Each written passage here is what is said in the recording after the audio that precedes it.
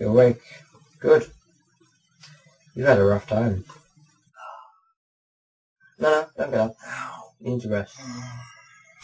It's not good for you to transverse into another reality. I'll explain everything. Where am I? Still under the stage at Big School. Oh, what happened? We had to put you to sleep. You were trying to break the rule. The rule? We only have one rule here. If it works, don't question it. Why? One rule, and no one can obey it. What? Oh, right. We don't question the rule. Because it works. Now, how are you feeling? Still a bit dizzy. Then the tranquilizer is wearing off. Tranquilizer? Like I said, we had to put you to sleep. Alex's tranquilizers he uses on the creatures. The creatures. Those invisible things. You can't see them yet. Be thankful. What are they? What happened to the creature under your bed? What? What happened to the creature under your bed? Or the creature in your wardrobe, or the thing under the stairs? My mum told me they didn't exist and they went away. Where? What? Where did they go? I don't know, they just stopped being there. Forgot about them. They came here. They all came here. Everyone's. The creatures are people's worst nightmares. Not necessarily yours, but nightmares nonetheless. If you didn't have a big thing about killing yours when you were a kid, then it's here. Somewhere. What, right now it's somewhere in here? Well, not here specifically, but in this reality at least. It's going to find you. It can sense you no matter where you are. It can see you no matter where you hide. You cannot run. It cannot be killed. It cannot be killed by anyone. Except you. So an evil creature, spawned from my worst nightmares, is, as we speak, tracking me down with the sole intention of killing me. And everyone around you? Yes. If that were true, wouldn't we be running by now? Don't you even wonder what this thing behind me is doing? Was that there a second ago? Yes.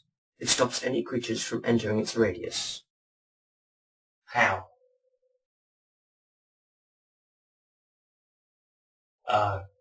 Right, yeah. Rule number 1, it works.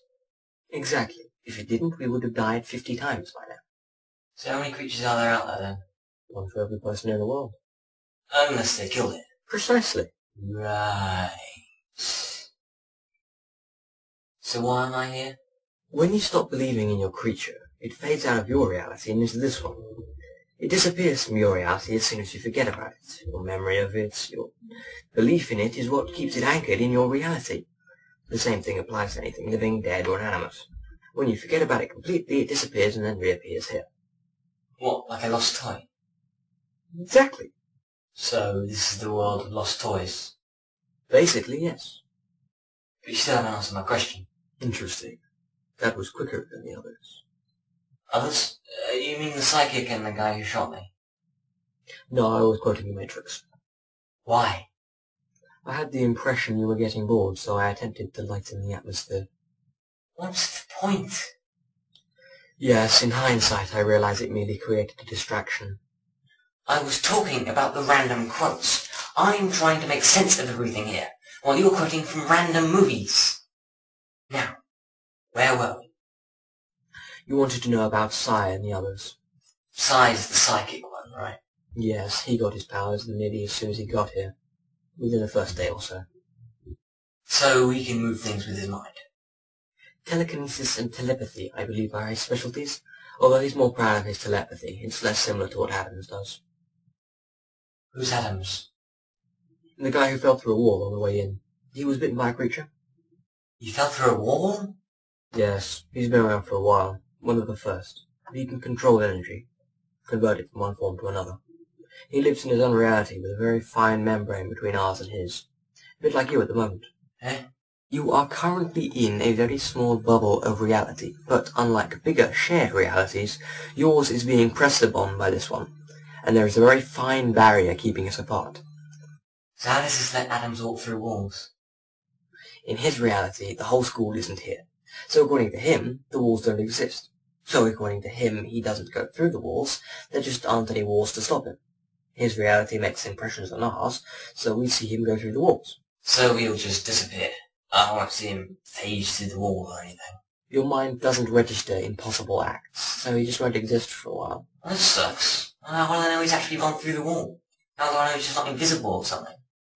That as it may be, but he can still get into locked rooms, and that in itself is an asset. Whatever.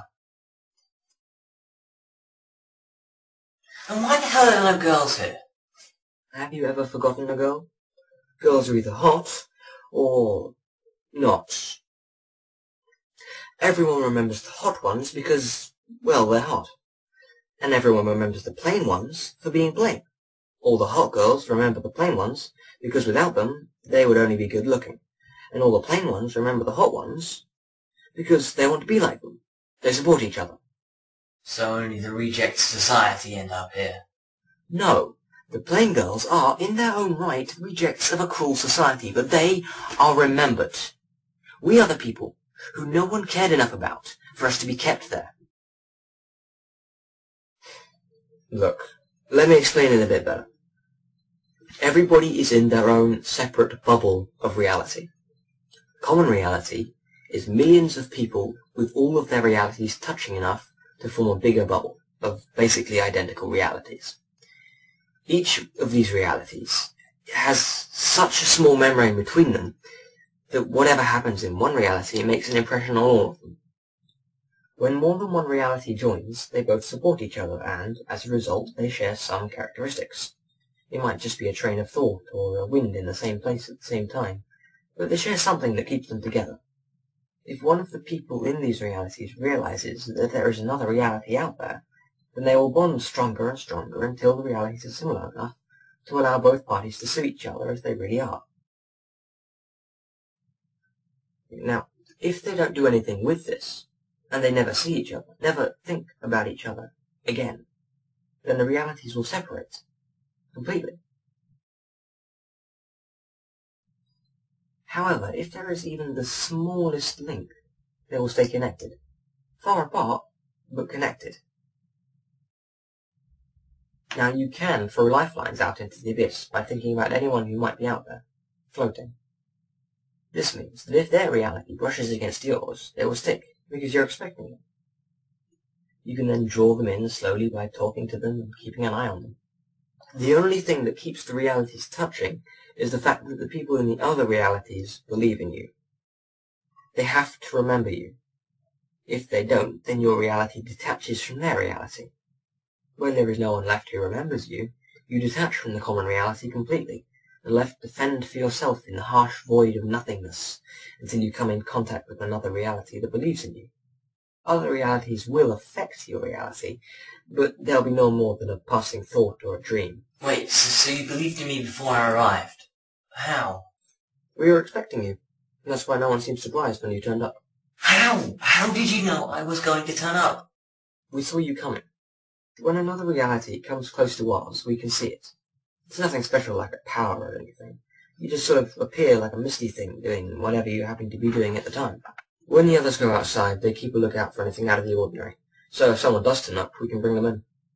Wait, so you're a band of superhumans, living in a world populated only by other people's nightmares, and you spend the entire day looking for weird stuff?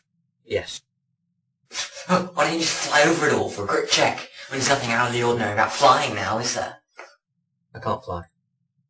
Atoms can. Takes the gravitational energy and turns it into kinetic. I can't. Well, what can you do? Nothing, alright?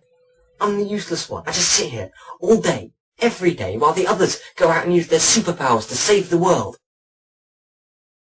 So what happens to me? You go out and help. Your powers will develop within a week. Well... Ah! How long have you been there? About 5 minutes. I have no idea how you do that. You're Tom, right? Well, you coming?